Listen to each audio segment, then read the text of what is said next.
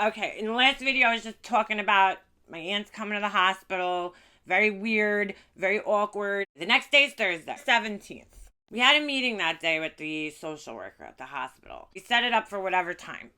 As I told you guys, my husband had just started a new job, so I had no choice but to bring my son up to the hospital with me. It's like about 11 something, I think, in the morning. The night before, when I left the hospital, just like something didn't feel right with my mom, you know? She seemed so weird, so out of it. Something was different. I just felt it. Her eyes were glazed over. They were all glassy looking. And I'm like, I don't know. Something's just not right. Something happened. We get to the hospital the next day. Get out of the car, do the whole walk, go wait for the elevators. A crowd of people, you know. This is like midday, so there's like tons of people at the hospital right now, right? We're standing in the crowd. Now, I had not seen my brother. We kept missing each other at the hospital, like, and obviously we're not talking. I was so pissed off at him at this point. Like, I was just like, it was getting beyond pissed off. I was like really just like ready to never talk to this asshole ever again. And in this crowd of people while we're waiting for the elevators, my son points out, Mommy, Uncle Steven. And I'm like, oh my God. I'm like, dude, Jesse, shut. Like, you know, in my head, I'm like, shut the I don't want to talk to him. So I purposely let my brother get on the elevator before me because I didn't even want to be in the elevator with him. I just really didn't want to talk to him at all. So we're supposed to have this meeting with the social worker in my mom's room so we could all talk about what her options are going to be. Because at this point in time, like, there was no medical need to keep her in the hospital. Like, they had her stabilized, but they couldn't discharge her because we needed to have a plan. I let my brother take the elevator up before me because I was like, I don't even care. I'm gonna wait for the next elevator. I just didn't even want to be near him. He goes up. Couple minutes later, the next elevator comes. And my son and I get on. We get up, right? So we're walking down the hallway towards my mom's room. And my brother's standing in the hallway. And he has his little notebook again. Because, you know, you can't come in the hospital and go to a meeting without your little notebook. Satan might yell at you. So I'm like, why is he standing in the hallway? You know? And at first I'm thinking maybe they're changing my mom. Because unfortunately at this point in time, she had to have a diaper on. All of a sudden, I walk down in the room and I start looking and I'm like, wait a second. There was like 10 to like 12 doctors surrounding my mom's bed.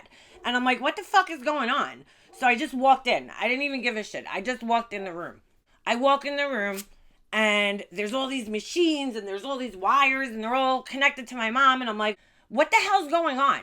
And the doctor comes over to me and he's like, you know, her heart rate just skyrocketed. And they were like, you know, we think she might have had a heart attack, like a mini heart attack. And I'm like, oh my God, why? I'm just like, oh my God, like this can't get any worse. I'm living in a nightmare. Every day it just keeps getting worse and worse and worse. Every day.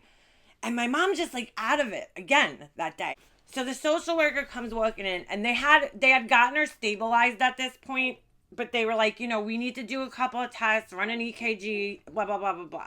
So obviously now we're not going to have this meeting in the room with my mom. The social worker comes in and she's like, you know, you guys could go down to the waiting room. There's a little waiting room at the end of the hallway next to the elevator bank. So I'm like, okay, we go down there and I'm like, oh my God, me and my brother are sitting in this room. It's awkward silence. We're not talking to each other. My son is kind of making noises and my brother wouldn't even look up at me. Why? Because he was probably ashamed of himself. For the last 5 days, he didn't come up to the hospital. You're sitting there worrying about cameras and you can't even look at me or talk to me. I hope to God you were ashamed of yourself at this point because you should have been. Social worker comes in and we start talking and I again tape this meeting. I'm not going to play the whole thing for you guys. It was just talk about insurance and my mom, like in her head, dude, she was still going back to work. People would call her up on the phone and she's like, yeah, you know, I'm going to get out of here. I might have to go to a rehab facility. Then I'm going to go to Liana's house and then I'm going to go back to work. She had that in her head. She was telling everybody she was going back to work. Can I tell you how heartbreaking it was to hear her saying all this shit? Because I knew that there was no chance in hell she was going back to work anytime in the near future. That was something we had to talk to her about. Reality was, you need to quit your job because you need to get on Medicare. That's basically what that whole conversation was about with the social worker. She was having a lot of trouble finding a rehab place to take my mom, either because of her insurance or her medical needs were too much. And so we're all sitting there talking. All of a sudden, and I'm going to play this for you guys, talking about getting my mom out of the hospital. Where is she going to go? How is she going to survive? You know, the hospital has to keep her there until she has a safe plan. But what is that plan? And all I wanted to do was get my mom to my house so she could go on hospice here. All of a sudden, my brother starts asking questions about the medication. And I'm going to play this for you guys in a second. And we're talking about that, and they're saying that, you know, obviously my mom's still terminal. The chemo pills that she's taking are not going to change that. But they might prolong her life for a little longer, whatever it is. And then all of a sudden, my brother says this. Saturday or Sunday, you know, I asked him what her situation was. He said she's on the upward trend. You know, I mentioned, possibility, was anyone talking about hospice? And he said, basically, like you said, it's always a possibility, it's her decision, but he wouldn't recommend it in this situation because he feels like she's, So my understanding is that, I don't know what oncology is specifically saying, but they want her to remain on this oral medication and readmit X time. Yeah, because it's like weeks, she just started it like a couple of weeks ago, so she's really... admitted. 2 weeks ago, 3 weeks ago? I think originally the oncologist said it would be like a few weeks to a couple months. Yeah, I thought I heard a couple of months that they want her. Before they can even determine whether... Right, reevaluate, scan her again, see if it's helping. It's weird because you talk to the different doctors, they say different things. Because doctors are making it like, she's incurable, she's terminal. I mean, that's... Well, I mean, and I don't, is it... That doesn't mean like, she's... I think she's... So it may, even if it is her terminal diagnosis, the treatment can help prolong her. Well, right, that's right. It doesn't mean she's, gonna die tomorrow, but right. Well, how long is she, So I don't even want to know that, but I don't know. I don't think she needs to know either. Yeah. I mean, she might, at some point, she might need to know how much time she has left so that she can make some decisions. I don't think she needs to know that. If it gets to doesn't want to know talking about the doctors think that she has 6 months to live, she may want to get certain things, or she may want to have certain discussions. Well, she should be doing that anyway, though. She should, you know what I'm saying? Like, she should be doing that regardless. Yeah. I think we've seen that she kind of wants to stick her head in the sand. Yeah, exactly. Yep. She's not ready. She's just not, And we can't force her. I think we can encourage her that it might be beneficial. This is her life, and she should, know what to expect. But she has to be ready to hear it. I don't think it would be helpful to I don't think keep saying it over and over because every time a doctor walks in and they tell her something like that, you're an end-stage disease, she shuts down. That's it. She don't want to hear it. So to me, it's like we're beating a dead horse if we're going to keep telling her about it. It doesn't. Well, it's not doing her any good mentally wise because I see she's shutting down and she has shut down now completely. There's a lot of denial that's happening. Oh yeah, too, absolutely. And not just denial, like incredible shock. Yeah, because right. Every time I talk to her, she's like, I was working. I was at home. I was working. Yep. Because it happened really quick. It was like she was home, she was working around. We knew she was sick, and then it was within a matter of, I had brought her to the doctor, probably 4 doctor's appointments in the last week leading up to like when I brought her to the emergency room, and she was walking up until I brought her that day. I mean, she was sitting at work. We came home from an MRI, and she's like, I'm gonna clock in for 2 more hours, and I'm like. Because she was working from home. Yeah. I'm like, really? Like, I'd let her do it, though, because that's what she wants to do. That's what she needs. That's how she escapes through work. So I feel like that's her thing where she has her mind, that's her escape, work. Yeah. So I don't want to take that away from her, but I keep explaining to her, I'm like, Mom, you need to have a plan B in case your boss doesn't keep you on the insurance or, whatever. Yeah. But it's just weird. It all turned very quick. So she got a bunch of information really fast, and I could see it's like, it's a lot. It's a lot for me to take, and I can't even imagine, and it's not me, it's her. So I don't even know how she's taking it. I know. So definitely let's, try to work towards what we can, be proactive as much as possible. I'm waiting to hear back. Okay, I apologize for all the noise there. I kind of forgot my son was talking over that. But you can see, once again, my brother is steering that conversation. It's not for my mom's benefit, it's for his benefit. But that's all he gave a shit about. And once the social worker kind of agreed with me, he just went quiet. Sad. It's really sad.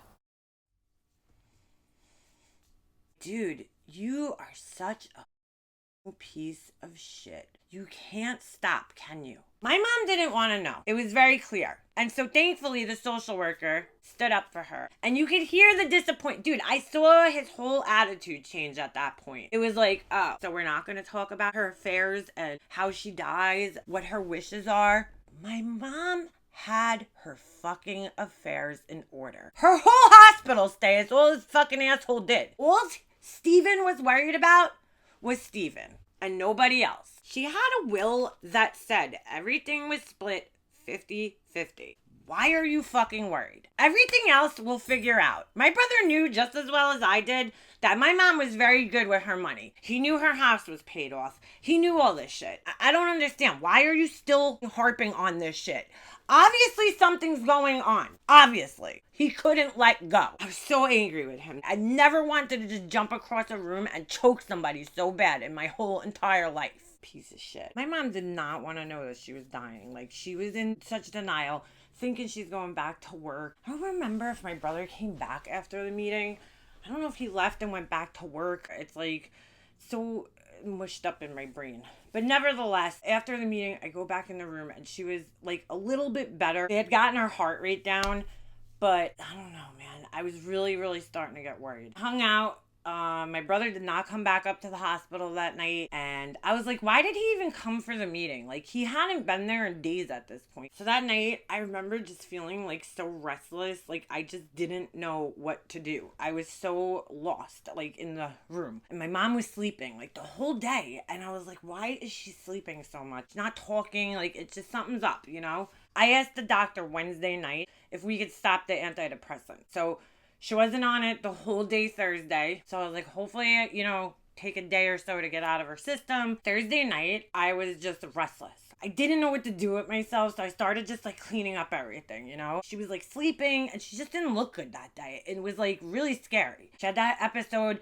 with her heart. They didn't know what was going on. They planned on doing more tests the next day. I'm a little nervous and I'm like around the room and she's sleeping. It was like early. It was probably around like 9:30. I'm cleaning up the room. I took her teeth out. She's like, Leanna, just sit down. And I'm like, Mom, don't worry about me, okay? I was like, just didn't know what to do with myself. She wasn't eating. She hadn't eaten in days at this point, like 3 days. She wasn't really drinking anything. I just like knew something was up. I knew something wasn't right. I remember just that nervousness and I'm cleaning up and I'm moving her table and I'm like trying to organize everything. And she's like, Leanna, stop. I'm like, I don't know, Ma, what do you want? Like, cause she kept like going, ugh. She just didn't seem right, dude. I was really, really, really scared. I left the hospital around 9:30 that night because I was like, just get sleep, Mom. I just wanted her to sleep. I was like, I'm gonna leave. You know, I don't even want to be here and distract you. Just try to get some sleep. And I'm like, what do you want, Mom? Like, I didn't know what to say. And she's like, I just want my family. That was like the last conscious words she said to me. And I'm like, okay, Ma, I could do that for you. I left the hospital that night. I went home. I don't think I cried that much the whole time. That night, I remember I went on my couch. I crawled up into the fetal position and I literally cried for hours. Like hysterically cried. It all caught up with me that night. And I ended up crying myself to sleep on the couch that night. My husband woke me up around 5 o'clock in the morning when he got up for work. I go in my bed, go to sleep until the next morning. I'm going to end this one here.